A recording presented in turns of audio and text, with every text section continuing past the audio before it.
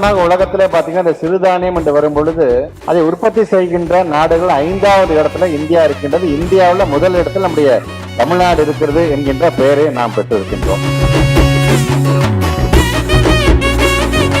சிறுதானியத்தை சாப்பிடு, அதுதான் உன்னுடைய உடல்நலத்திற்கான காப்பீடு என்று சொல்கின்ற அளவிற்கு சிறுதானியத்துடைய முக்கியத்துவத்தை நாம் உணர்ந்தாக வேண்டும் என்பதற்காகத்தான் தமிழ்நாட்டுடைய முதலமைச்சரை பொறுத்தவரைக்கும் அதற்கான ஒரு இயக்கமாக தமிழ்நாட்டு சிறுதானிய இயக்கம் எல்லாம் கொண்டு வரும்.